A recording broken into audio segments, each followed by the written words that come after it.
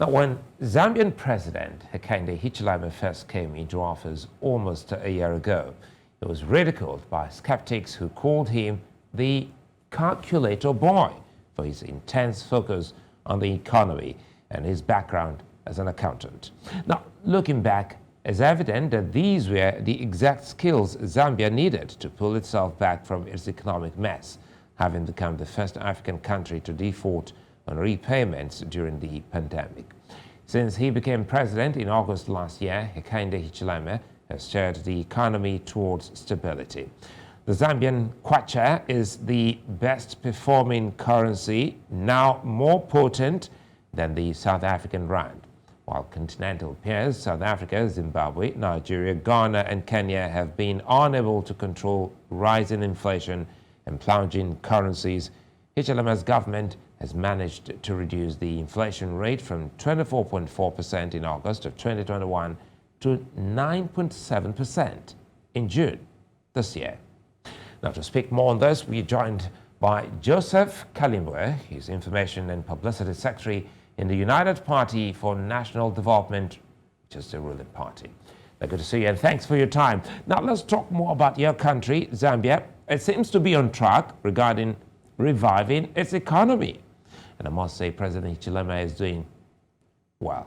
Now, so what's the secret, many are asking, on the continent behind this success? Well, thank you. First of all, thank you very much for having me. Look, we had been in the opposition for quite a number of years, for 23 years. Our party, the United Party for National Development, was in the opposition for 23 years. So throughout those years, we had been preparing to take over the leadership of the country. And President Hakainde Hichilema has always been the pioneer, has been the champion of change in that movement. And we went to the elections last year fully aware that we needed to change the direction of the country. So what has been the success story? What has been of inspiration over the past few months is that we have a president now that understands the struggles that the masses of our people face, a president that went to invest to study economics and that now is applying those basics into the Zambian economy.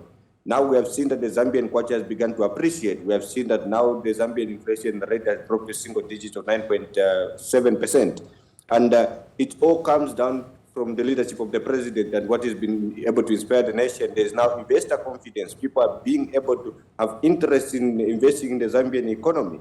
We have seen that even at this stage, we've had the IMF even coming forth to give us a package that was lucrative and that we couldn't get before that. And so what has been of inspiration is the fact that now we have a president that has got the vision and the knowledge and the wisdom to be able to determine the future of the country.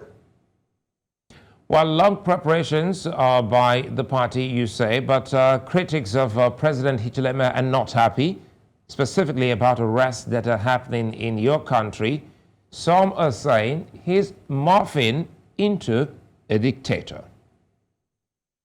Well, political opponents will always have a say. They will always have something to say about the leadership, and they've always been doing that for so many years. We have never had an instance in this country where we have a president that allows the freedom of expression. That has not happened over the past 7 years. But now, under this leadership, under the presidency of President Hakainde Hichilema, we are seeing people being able to express themselves without the fear of being jailed.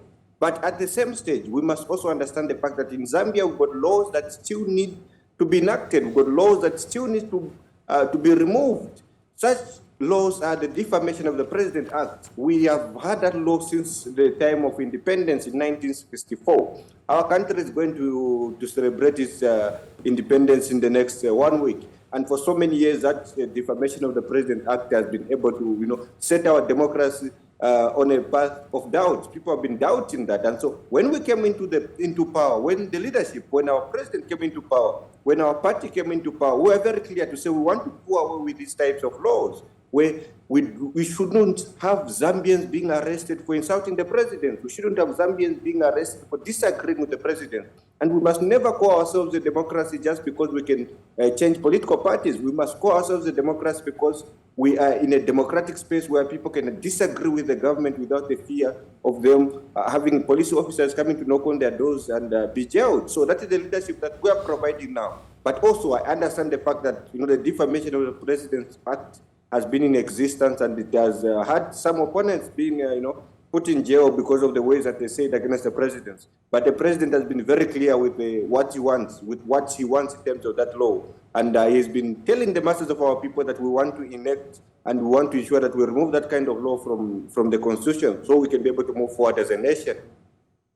Well, before I let you go, Joseph, you've been on record challenging other SADC countries to follow in the footsteps of the Zambian president, especially on human rights and democracy, which you also just spoke about, and specifically looking at your neighbors, Zimbabwe, which will be holding elections next year. What more do you have to say to them now that it looks like your country seems to be on the right path? Well, we came from a toxic political space where even just belonging to the opposition was a struggle, just belonging to the United Party for National Development. Some of us, in my young age, I don't think I would have had opportunities in this country because I belonged to the opposition and I was a member of the opposition. But now we're in the ruling party and we understand the struggle. We know how it feels to be victimized. We know how it feels to be persecuted. Some of our members were jailed. Some of them are dead and we'll never be able to see those people. The only crime they committed was to go out and fight for better Zambia. And I believe even in other nations across SADC, there are still countries where people are being victimized for belonging to the opposition. And so when we speak about these issues across SADC, we're speaking from an experience point of view. We've experienced that pain. And we don't want other nations to also experience the same political pain that we experience.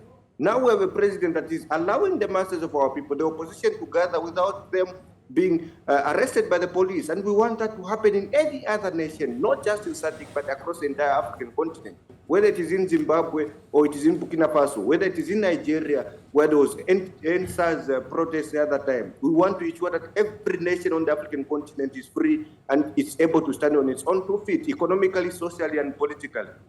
All right, Joseph Kalimbwe, many thanks for speaking with us. Thank you very much for having me.